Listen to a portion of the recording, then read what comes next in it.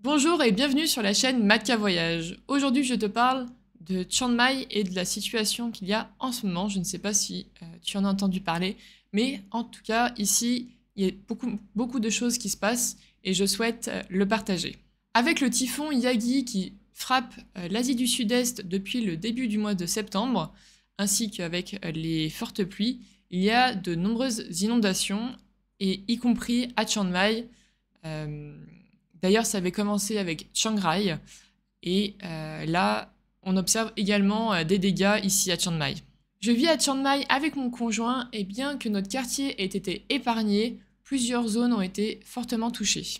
Depuis quelques jours, le niveau d'eau de la rivière Ping est monté de plus en plus haut jusqu'à atteindre un seuil critique. À certains endroits, cette rivière qui se trouve proche du centre-ville a atteint des niveaux assez impressionnants, allant à plus de 4 mètres de haut, et sachant que le seuil critique était à un peu plus de 3 mètres. Cela a provoqué des inondations dans plusieurs quartiers de la ville, y compris, plus particulièrement dans le district de Muang, ce qui inclut des zones touristiques comme la rue qui mène jusqu'au marché de nuit qui est assez célèbre, celui du Night Bazaar, par exemple. Les habitants et les commerçants s'efforcent de protéger leurs biens en les mettant donc plus en hauteur, ainsi que de mettre des sacs de sable. D'ailleurs, l'armée a été mobilisée et également des bénévoles. Afin d'aider les habitants et les commerçants, le gouvernement a suspendu les frais d'électricité pour ce mois de septembre et a diminué donc de 30% les frais d'électricité donc pour le mois suivant.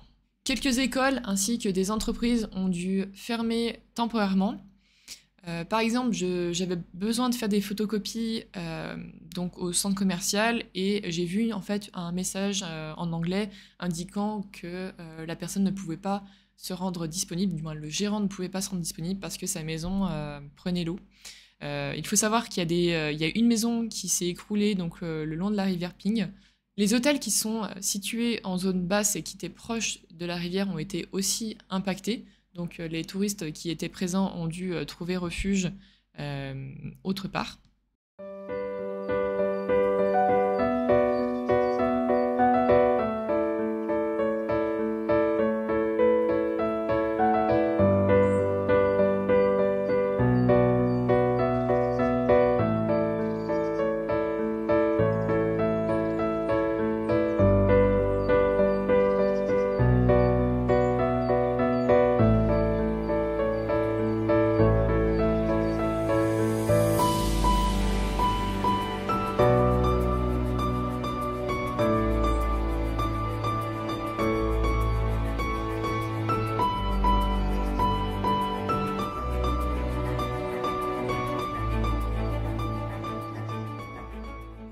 Nous qui sommes dans le quartier de Padit, donc près de l'aéroport de Chiang Mai, on n'a pas été impactés.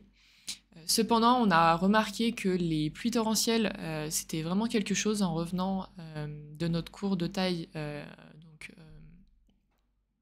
mardi dernier. Et on a remarqué donc une sacrée, une sacrée quantité d'eau sur l'autoroute. Donc c'est vrai que c'était assez dangereux de circuler dessus. Donc, et puis on a été trempés, faut dire ce qu'il y a. Heureusement, on était en moto, donc ça allait. On était plutôt haut, mais c'est vrai que ceux qui sont en scooter, c'était assez compliqué. Donc faut vraiment faire attention, le temps change très vite ici. S'il y a de la pluie, se mettre à l'abri et attendre un petit peu que ça passe. Nous, c'est ce qu'on a fait avant de reprendre la route, mais on a quand même été impacté donc, par ces trompes d'eau, donc cette quantité d'eau qui était sur la route. Si tu te trouves actuellement à Chiang Mai, ou si tu comptes venir durant la saison des pluies, vraiment renseigne-toi sur les informations qui sont mises à jour par les autorités locales. Emmène toujours donc un imperméable, si possible des bottes au cas où aussi. Parce que c'est vrai qu'il faut savoir que ce problème était déjà arrivé en 2022, d'après ce que j'ai pu voir. dans les informations et on n'est jamais à l'abri donc que ça arrive durant ce mois de septembre ou au mois d'octobre. Donc voilà, c'est la fin de la saison des pluies, mais ça reste quand même des grosses pluies torrentielles qui arrivent. Donc ce qui peut être aussi utile, c'est d'avoir un sac imperméable. Donc pour tout ce qui est équipement électronique ou autre, c'est bien quand même d'avoir un sac imperméable. On ne sait jamais. Comme je le disais, le temps ici reste quand même imprévisible, surtout durant la période de la saison des pluies. À un moment, on s'est dit, il commence à y avoir beaucoup moins de pluie, on commence à profiter du beau temps.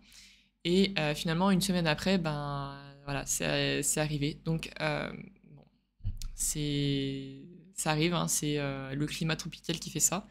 Mais voilà. Nous, on a remarqué avec la piscine qui a été complètement à ras-bord, la piscine de l'immeuble.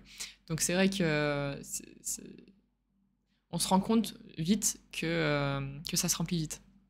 On reste cependant vigilant, on se renseigne sur les sites, on regarde aussi la météo, on regarde ce qui se passe autour de nous pour rester donc toujours en vigilance. Ça peut nous arriver dans les prochains jours, c'est possible. Donc bon, on fait attention et on essaie d'anticiper un maximum. Voilà, c'était une petite vidéo sur l'actualité, sur ce qui se passe vraiment donc à Chiang Mai. On espère que la situation redeviendra vite à la normale pour les habitants, parce que c'est vrai que c'est vraiment catastrophique, hein, que ce soit pour les entreprises également. J'ai remarqué également que, par exemple pour les cours de cuisine, j'ai vu une vidéo sur YouTube, une personne qui allait chercher des gens pour un cours de cuisine, on voyait que le 4x4 il était complètement sous l'eau, pratiquement sous l'eau. Donc ouais, c'est voilà, d'autres problématiques qu'en France, mais voilà, c'est